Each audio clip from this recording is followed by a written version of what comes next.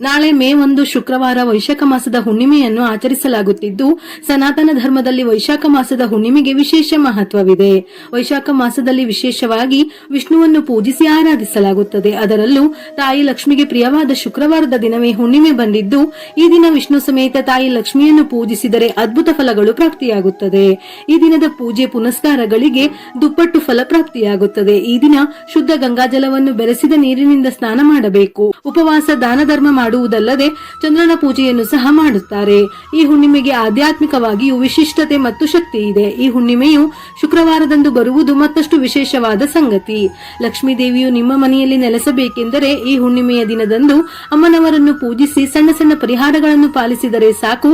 ಈ ವರ್ಷವಿಡೀ ಹಣದ ಕೊರತೆ ಇಲ್ಲದಂತೆ ಅಖಂಡ ರಾಜಯೋಗ ಸಿದ್ಧಿಸುತ್ತದೆ. ಈ ಪವಿತ್ರ ದಿನದಂದು ನೀವು ಮಾಡುವ ಪೂಜೆಗಳೆಲ್ಲವೂ ನೇರವಾಗಿ ಲಕ್ಷ್ಮೀ ದೇವಿಯ ಪಾದಗಳ ಸನ್ನಿಧಿಗೆ ತಲುಪುತ್ತದೆ. ನಾಳೆ ಹುಣ್ಣಿಮೆಯ ಜೊತೆ ಕೂರ್ಮ ಜಯಂತಿಯನ್ನು ಸಹ ಆಚರಿಸಲಾಗುತ್ತದೆ.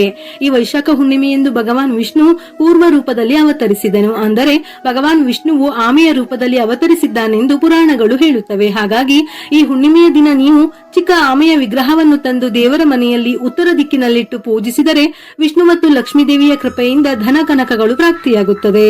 ಹುಣ್ಣಿಮೆ ತಿಥಿ ಸಮಯ ಏಪ್ರಿಲ್ 30ರ ರಾತ್ರಿ 9:12 ಪ್ರಾರಂಭವಾಗಿ ಮೇ 1ರ ರಾತ್ರಿ 10:52 ಮುಕ್ತಾಯವಾಗುತ್ತದೆ. ನಾಳೆಯ ದಿನ ಬೆಳಿಗ್ಗೆ ಸ್ನಾನ ಮಾಡಿದ ನಂತರ ಮನೆಯ ಮುಖ್ಯದ್ವಾರದ ಮೇಲೆ 2 ಕಡೆ ಅರಿಶಿನದಿಂದ ಸ್ವಸ್ತಿಕನ್ನು ಬರೆದು ಅದರ ಮೇಲೆ ಅಕ್ಷತೆಯನ್ನು ಸಿಂಪಡಿಸಿ. ಇದು ಮಹಾಲಕ್ಷ್ಮಿಯನ್ನು ಆಕರ್ಷಿಸುತ್ತದೆ. ನಾಳೆ ಸ್ತ್ರೀಯರು ಮುಂಜಾನೆಯೇ ಎದ್ದು ಇಡೀ ಮನೆಯನ್ನು ಸ್ವಚ್ಛಗೊಳಿಸಬೇಕು. ಮನೆಯ ಹೊಸ್ತಿಲಿಗೆ ಅರಿಶಿನದ ಲೇಪನ ಹಚ್ಚಿ ಅಕ್ಕಿ ಹಿಟ್ಟಿನಿಂದ ರಂಗೋಲಿ ಹಾಕಿ ಅರಿಶಿನ ಕುಂಕುಮದ ಬೊಟ್ಟು ಇಟ್ಟು ಮನೆಯಲ್ಲಿ ಭಕ್ತಿ ಶ್ರದ್ಧೆಯಿಂದ ದೀಪಾರಾಧನೆ ಮಾಡಬೇಕು. ವಿಶೇಷವಾಗಿ ಈ ಹುಣ್ಣಿಮೆಯ ದಿನದಂದು ಮನೆಯಲ್ಲಿ ಆಕಳ ಹಾಲನ್ನು ಉಕ್ಕಿಸಿ ಆ ಹಾಲಿನಿಂದ ಪಾಯಸವನ್ನು ತಯಾರಿಸಿ ಲಕ್ಷ್ಮೀ ದೇವಿಗೆ ನೈವೇದ್ಯ ಮಾಡಿ ದೀಪಾರಾಧನೆ ಮಾಡಬೇಕು. ಇದರಿಂದ ನೀವು ಕೋರಿದ ಕೋರಿಕೆಗಳೆಲ್ಲವೂ ಖಂಡಿತವಾಗಿಯೂ ಈಡೇರುತ್ತದೆ. ಈ ದಿನ ಲಕ್ಷ್ಮೀ ದೇವಿಯ ಭಾವಚಿತ್ರವನ್ನು ಗುಲಾಬಿ ಹೂವುಗಳಿಂದ ಸುಂದರವಾಗಿ ಅಲಂಕರಿಸಬೇಕು. ಅಮ್ಮನವರ ಫೋಟೋದ ಮುಂದೆ ಹಸುವಿನ ತುಪ್ಪದಿಂದ ದೀಪವನ್ನು ಹಚ್ಚಿ ದೀಪಾರಾಧನೆ ಮಾಡಬೇಕು. ಶುಕ್ರವಾರದಂದು ಬಂದಿರುವ ಈ ಹುಣ್ಣಿಮೆಯ ದಿನ ದೇವರ ಮನೆಯಲ್ಲಿ ಉಪ್ಪಿನ ದೀಪವನ್ನು ಹಚ್ಚಿದರೆ ವಿಪರೀತವಾದ ಧನಾಕರ್ಷಣೆ ಉಂಟಾಗುತ್ತದೆ. ಉಪ್ಪಿನ ದೀಪವು ನಕಾರಾತ್ಮಕ ಶಕ್ತಿಯನ್ನು ದೂರ ಮಾಡಿ ಧನಲಕ್ಷ್ಮಿಯನ್ನು ಆಕರ್ಷಿಸುತ್ತದೆ. ಹಾಗೆಯೇ ಲಕ್ಷ್ಮೀ ದೇವಿಗೆ ತಾಂಬೂಲವನ್ನು ಸಮರ್ಪಿಸಿ ಭಕ್ತಿಯಿಂದ ನಮಸ್ಕರಿಸಿ ಓಂ ಶ್ರೀ ಮಹಾಲಕ್ಷ್ಮೀ ದೇವಿಯೈ ನಮಃ ಎಂಬ ಮಂತ್ರವನ್ನು ಜಪಿಸಬೇಕು. ಲಕ್ಷ್ಮೀ ದೇವಿಗೆ ಕರ್ಪೂರದ ಆರತಿ ಬೆಳಗಿ 3 ಪ್ರದಕ್ಷಿಣೆಗಳನ್ನು ಹಾಕಿ ನಿಮ್ಮ ಪೂಜೆಯನ್ನು ಮುಕ್ತಾಯಗೊಳಿಸಬೇಕು. ಪೂಜೆಯ ಕೊನೆಯಲ್ಲಿ ಲಕ್ಷ್ಮೀ ದೇವಿಗೆ ತೆಂಗಿನಕಾಯಿಯನ್ನು ಒಡೆದು ನೈವೇದ್ಯವಾಗಿ ಸಮರ್ಪಿಸಬೇಕು. ಈ ರೀತಿಯಾಗಿ ಬಹಳ ಸುಲಭವಾಗಿ ಹುಣ್ಣಿಮೆಯ ದಿನ ಅಮ್ಮನವರನ್ನು ಪೂಜಿಸಿ ಅಷ್ಟೈಶ್ವರ್ಯಗಳನ್ನು ಪಡೆಯಬಹುದು. ವೈಶಾಖ ಹುಣ್ಣಿಮೆಯ ದಿನದಂದು ತುಪ್ಪದ ದೀಪವನ್ನು ಉತ್ತರ, ಪೂರ್ವ ದಿಕ್ಕಿನಲ್ಲಿ ಅಥವಾ ಈಶಾನ್ಯ ದಿಕ್ಕಿನಲ್ಲಿ ಮನೆಯಲ್ಲೇ ಬೆಳಗಿಸಬೇಕು. ಉತ್ತರ ದಿಕ್ಕನ್ನು ಸಂಪತ್ತಿನ ದಿಕ್ಕೆಂದು ಹೇಳುತ್ತಾರೆ. ವೈಶಾಖ ಹುಣ್ಣಿಮೆಯ ದಿನದಂದು ಇಲ್ಲಿ ದೀಪವನ್ನು ಬೆಳಗಿಸುವ ಮೂಲಕ ಈ ದಿಕ್ಕು ಜಾಗೃತವಾಗುತ್ತದೆ. ಹೀಗೆ ಮಾಡುವುದರಿಂದ ನಿಮ್ಮ ಸಂಪತ್ತು ಸಮೃದ್ಧಿ ಹೆಚ್ಚಾಗುತ್ತದೆ. ವೈಶಾಖ ಹುಣ್ಣಿಮೆಯಂದು 11 ಹಳದಿ ಕವಡೆಗಳನ್ನು ಲಕ್ಷ್ಮೀ ದೇವಿಗೆ ಅರ್ಪಿಸಿ ಮರುದಿನ ಕೆಂಪು ಬಟ್ಟೆಯಲ್ಲಿ ಈ ಕವಡೆಗಳನ್ನು ಕಟ್ಟಿ ಅವುಗಳನ್ನು ಸುರಕ್ಷಿತವಾದ ಸ್ಥಳದಲ್ಲಿ ಇರಿಸಿ. ಹೀಗೆ ಮಾಡುವುದರಿಂದ ಆರ್ಥಿಕ ಸಂಕಷ್ಟದಿಂದ ಮುಕ್ತಿ ಹೊಂದುವಿರಿ. ಮನೆಯಲ್ಲಿ ಸಂಪತ್ತಿಗೆ ಕೊರತೆ ಇರುವುದಿಲ್ಲ. ಈ ಹುಣ್ಣಿಮೆಯ ಶುಭ ವೇಳೆಯಲ್ಲಿ ತಪ್ಪದೆ ತುಳಸಿ ಪೂಜೆಯನ್ನು ಮಾಡಿ. ತುಳಸಿ ಕಟ್ಟೆಯಲ್ಲಿ ದೀಪ ಹಚ್ಚಿ ಬಾಳೆಹಣ್ಣನ್ನು ನೈವೇದ್ಯ ಮಾಡಿ 5 ಪ್ರದಕ್ಷಿಣೆ ಹಾಕಿದರೆ ಆರ್ಥಿಕ ಸಮಸ್ಯೆಗಳು ದೂರವಾಗಿ ಆದಾಯ ಹೆಚ್ಚುತ್ತದೆ. ಇದರಿಂದ ಸ್ತ್ರೀಯರಿಗೆ ದೀರ್ಘ ಸುಮಂಗಲಿ ಯೋಗವು ಲಭಿಸುತ್ತದೆ. ಹಾಗೆಯೇ ಈ ದಿನ ಅಶ್ವತ್ಥ ಮರಕ್ಕೆ ನೀರು ಹಾಕಿ ದೀಪ ಹಚ್ಚಿ 7 ಪ್ರದಕ್ಷಿಣೆ ಹಾಕಿದರೆ ಜಾತಕ ದೋಷಗಳು ದೂರವಾಗಿ ಭಾಗ್ಯಗಳು ಒದಗಿ ಬರುತ್ತವೆ. ವೈಶಾಖ ಹುಣ್ಣಿಮೆಯಂದು ಬಡವರಿಗೆ ದಾನ ಮಾಡಿದರೆ ತ್ರಿಮೂರ್ತಿಗಳ ಆಶೀರ್ವಾದ ಖಂಡಿತ ಸಿಗುತ್ತದೆ. ಹಾಗಾಗಿ ಈ ದಿನ ನೀರು ತುಂಬಿದ ಮಡಿಕೆ, ಜೇನುತುಪ್ಪ ಮತ್ತು ಎಳ್ಳನ್ನು ದಾನ ಮಾಡಿದರೆ ಬಹಳ ಶ್ರೇಷ್ಠ. ಹುಣ್ಣಿಮೆಯು ವಿಷ್ಣುವಿಗೆ ಬಹಳ ಪ್ರಿಯವಾದ ದಿನ. ಹುಣ್ಣಿಮೆಯ ಆರಾಧನೆಯನ್ನು ವಿಷ್ಣು ಸಮೇತ ತಾಯಿ ಲಕ್ಷ್ಮೀ ದೇವಿಗೆ ಸಮರ್ಪಿಸಲಾಗಿದೆ. ಈ ದಿನ ವಿಷ್ಣುವಿನ ಅವತಾರವಾದ ಸತ್ಯನಾರಾಯಣ ಸ್ವಾಮಿಯನ್ನು ಆರಾಧಿಸುತ್ತಾರೆ. ಹಾಗಾಗಿ ಸತ್ಯನಾರಾಯಣ ಪೂಜೆ ಮಾಡಲು ಹುಣ್ಣಿಮೆ ತುಂಬಾ ಪ್ರಶಸ್ತವಾದ ದಿನ.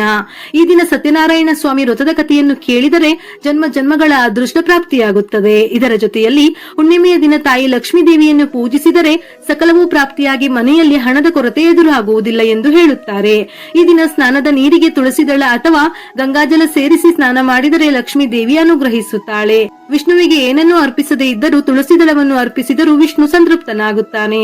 ಮುಖ್ಯ ದ್ವಾರದ ಮೂಲಕವೇ ಶುಭ ಅಶುಭಗಳೆರಡೂ ಪ್ರವೇಶಿಸುತ್ತವೆ. ಹಾಗಾಗಿ ಪ್ರತಿ ಹುಣ್ಣಿಮೆಯ ದಿನ ವಿಶೇಷವಾಗಿ ಹೊಸ್ತಿಲು ಪೂಜೆಯನ್ನು ಮಾಡಿದರೆ ನಕಾರಾತ್ಮಕ ಶಕ್ತಿಗಳು ಪ್ರವೇಶಿಸುವುದಿಲ್ಲ. ತಾಯಿ ಲಕ್ಷ್ಮಿಯ ಆಶೀರ್ವಾದ ಪ್ರಾಪ್ತಿಯಾಗುತ್ತದೆ. ಹೊಸ್ತಿಲಿನಲ್ಲಿ ಶ್ರೀ ಮಹಾಲಕ್ಷ್ಮಿ ನೆಲೆಸಿರುತ್ತಾಳೆ ಎನ್ನುವ ಪ್ರತೀತಿ. ಹಾಗಾಗಿ ವಿಶೇಷವಾಗಿ ಹುಣ್ಣಿಮೆ ಹುಣ್ಣಿಮೆಯ ದಿನ ಶ್ರದ್ಧಾ ಭಕ್ತಿಯಿಂದ ಪೂಜಿಸಬೇಕು. ಈ ದಿನ ದೇವರ ಮನೆಯ ಅಂಗಳದಲ್ಲಿ ಅಥವಾ ತುಳಸಿಯ ಮುಂದೆ ಅಷ್ಟದಳ ರಂಗೋಲಿಯನ್ನು ಹಾಕಿದರೆ ಲಕ್ಷ್ಮೀ ದೇವಿ ಸಂತೃಪ್ತಳಾಗುತ್ತಾಳೆ.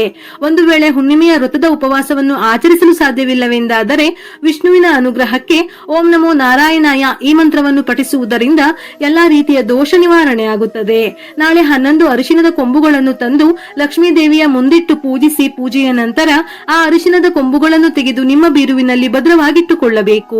ಹೀಗೆ ಮಾಡಿದರೆ ನಿಮ್ಮ ಮನೆಯಲ್ಲಿ ಧನಾಕರ್ಷಣೆ ಹೆಚ್ಚಾಗಿ ಆರ್ಥಿಕವಾಗಿ ಅದೃಷ್ಟ ಒದಗಿ ಬರುತ್ತದೆ. ಒಂದು ವೇಳೆ ಅರಿಶಿನದ ಕೊಂಬುಗಳು ಸಿಗದಿದ್ದರೆ 1 ರೂಪಾಯಿ ನಾಣ್ಯವನ್ನು ತೆಗೆದುಕೊಂಡು ಅದಕ್ಕೆ ಅರಿಶಿನದ ಲೇಪನವನ್ನು ಹಚ್ಚಿ ಆ ನಾಣ್ಯವನ್ನು ಲಕ್ಷ್ಮೀ ದೇವಿಯ ಮುಂದಿಟ್ಟು ಪೂಜೆ ಮಾಡಿ ಪೂಜೆಯ ನಂತರ ಆ ನಾಣ್ಯವನ್ನು ಬೀರುವಿನಲ್ಲೇ ಇಟ್ಟುಕೊಳ್ಳಿ. ಇದರಿಂದ ನೀವು ಅನುಭವಿಸುತ್ತಿರುವ ಕಡು ಬಡತನವು ತಕ್ಷಣವೇ ದೂರವಾಗುತ್ತದೆ.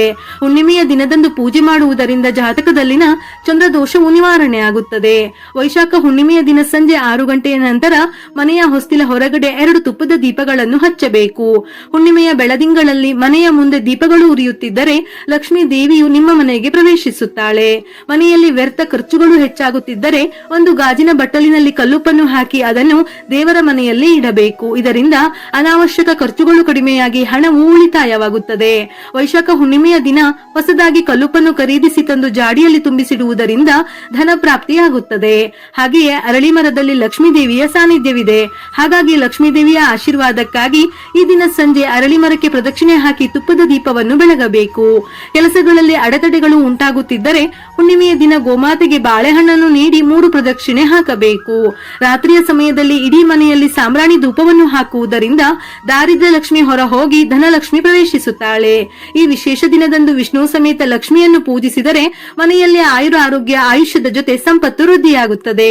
ವಿಡಿಯೋ ಇಷ್ಟ ಆಗಿದ್ದಲ್ಲಿ ಮರೆಯದೆ ಲೈಕ್ ಕೊಟ್ಟು ನಿಮ್ಮವರಿಗೆ ಶೇರ್ ಮಾಡಿ. ಇದೇ ರೀತಿಯ ಮನಮುಟ್ಟುವ ಉಪಯುಕ್ತ ಮಾಹಿತಿಗಳಿಗಾಗಿ ಮತ್ತೆ ಭೇಟಿಯಾಗೋಣ.